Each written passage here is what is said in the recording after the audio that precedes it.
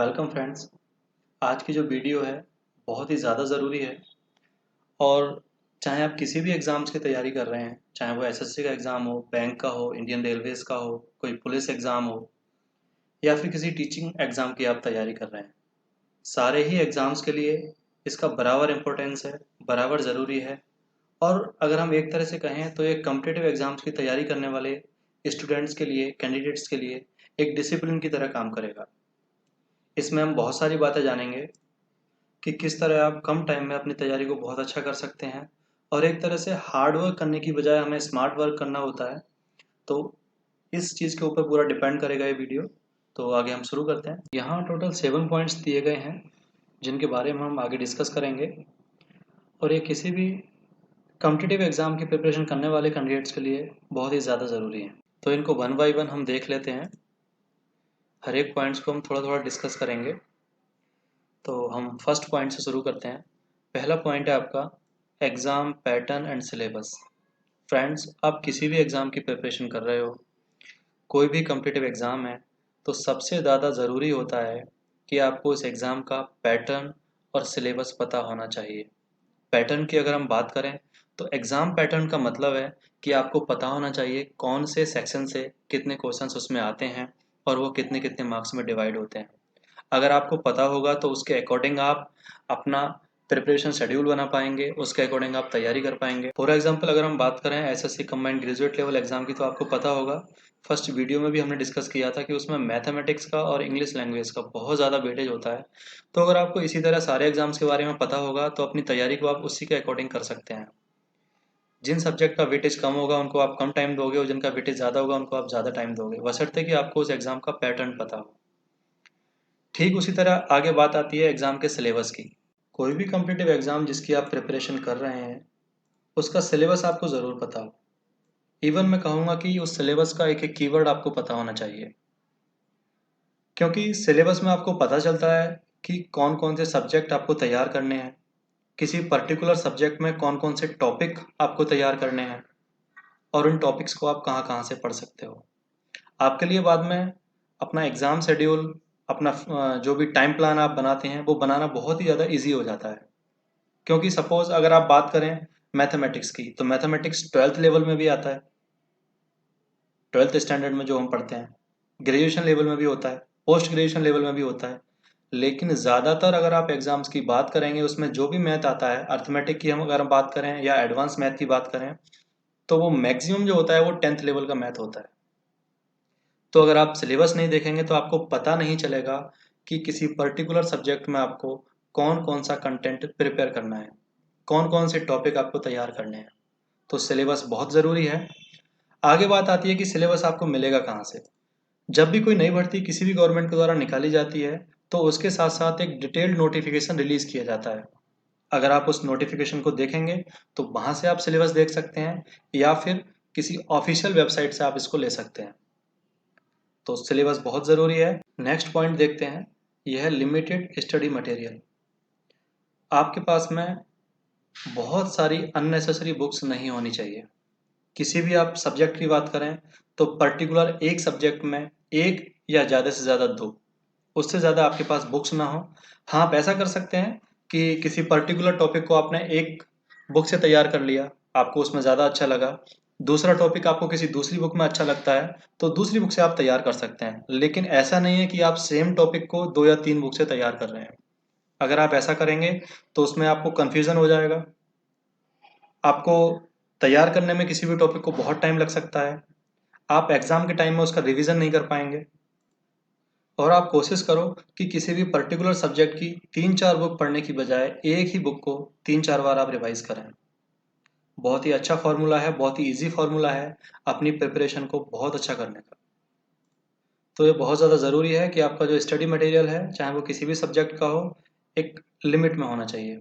Next point है proper time management.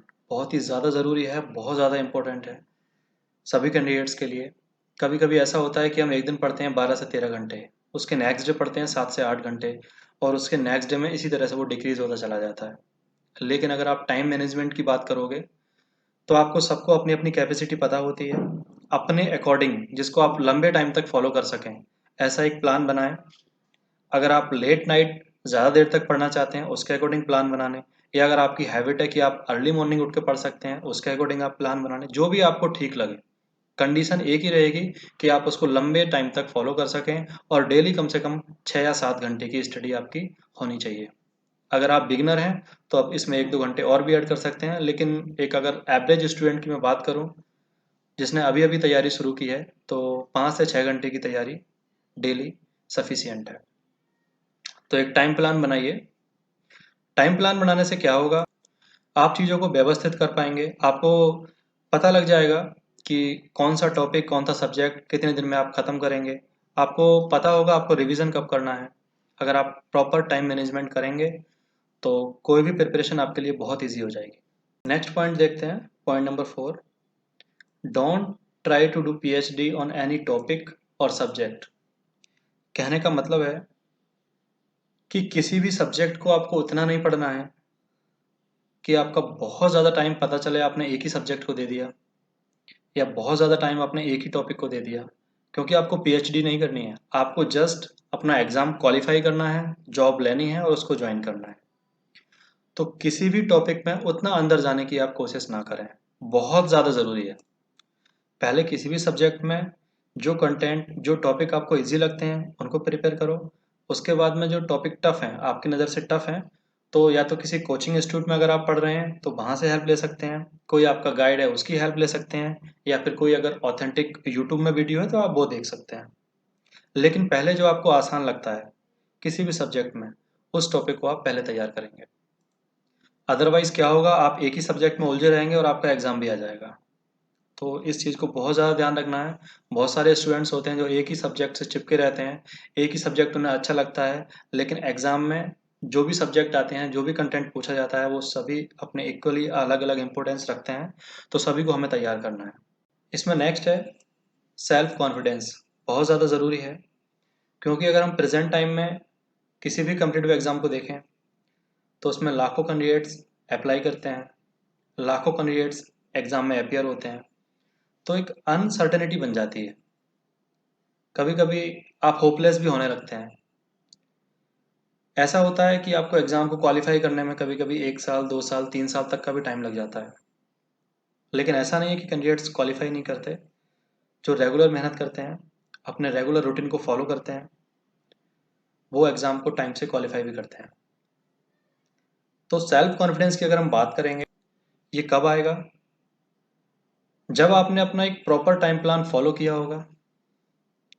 आपने जो एक अपनी टाइमलाइन बनाई होगी कि आपको इतने टाइम में एक पर्टिकुलर सब्जेक्ट को फिनिश करना है, अगर आपने वो फिनिश किया होगा, अगर आपने उसका प्रॉपर रिवीजन किया होगा, तो ऑटोमेटिकली आप देखेंगे कि आपके पास सेल्फ कॉन्फिडेंस भी होगा। और जब किसी भी एग्ज़ाम में आप अपीयर होने जाएंगे, एग्ज़ाम वाले दिन आपको स्ट्रेस नहीं होगा। आप स्ट्रेस फ्री होकर एग्ज़ाम देंगे और आपके सक्सेस होने के चांसेस भी दूसरे स्टूडेंट्स के मुकाबले बहुत ज़्यादा होंगे। तो इसमें एक क्लियर बात है, मैं आपको बता देता हूँ। अगर जो फर्स्ट 3 पॉइंट्स हैं जो आपको बताए हैं, ये आपने फॉलो किए होंगे, एग्ज़ाम पैटर्न को, एग्ज़ाम के सिलेबस को आपने अच्छे से समझा होगा, आपने लिमिटेड स्टडी मटेरियल रखा होगा, उससे तैयारी की होगी, आपको कन्फ्यूज़न क्रिएट नहीं हुआ होगा, और आपने जो अपना टाइम मैनेजमेंट बनाया है, टाइम प्लान बनाया है, उसको प्रॉपर फॉलो किया होगा, तो आप में सेल्फ कॉन्फिडेंस ज़रूर आएगा। अगर आपका कॉन्फिडेंस स्ट्रांग है तो यहाँ तक भी देखा गया है कि आप एग्जामिनेशन हॉल में उस क्वेश्चंस को भी इजीली सॉल्व कर देते हैं जिसकी आपने घर पर प्रैक्टिस ना भी की हो। तो ये बात हो गई सेल्फ कॉन्फिडेंस के बारे में। नेक्स्ट पॉइंट देखते हैं, ये है multiple time revision of books and continue practice. इसकी अगर हम बात करें तो प्रेजेंट टाइम में हम किसी भी कॉम्पिटिटिव एग्जाम की बात करें, किसी भी वनडे एग्जाम की बात करें, तो उसमें नॉलेज के साथ साथ आपकी क्वेश्चन सॉल्व करने की स्पीड भी बहुत ज़्यादा मायने रखती है। और स्पीड आपकी कब इंक्रीज होती है? जब आप मल्टीपल टाइम रिवीजन करते हैं। अगर आप कंटिन्यू प्रैक्टिस करेंगे, कंटिन्यू अगर आपने प्रैक्टिस सेट्स लगाए होंगे, प्रीवियस ईयर के क्वेश्चन पेपर सॉल्व किए होंगे, तो एग्जामिनेशन हॉल में भी आपकी जो परफॉर्मेंस रहेगी वो बहुत अच्छी रहेगी। तो जितना भी कंटेंट हम स्टडी करते हैं, जो जो सब्जेक्ट हम पूरे करते हैं, उनका हमें मल्टीपल टाइम रिवीजन भी करना है और जो प्रीवियस ईयर के सेट्स हैं, क्वेश्चन पेपर हैं, उनको कंटिन्यू सॉल्व करना है। आगे नेक्स्ट और लास्ट पॉइंट देख लेते हैं, डोंट टेक स्ट्रेस। आपको बता दूं, ये बहुत ही ज़्यादा ज़रूरी पॉइंट है। कोई भी कैंडिडेट जो किसी भी कॉम्पिटिटिव एग्जाम की प्रिपरेशन कर रहा है, उसके ऊपर बहुत सारे हिडन स्ट्रेस होते हैं, आपको दिखाई नहीं देंगे, काम पूरा करते हैं। आपके ऊपर सोशल प्रेशर हो सकता है, फैमिली प्रेशर हो सकता है, या ऐसी बहुत सारी चीज़ें।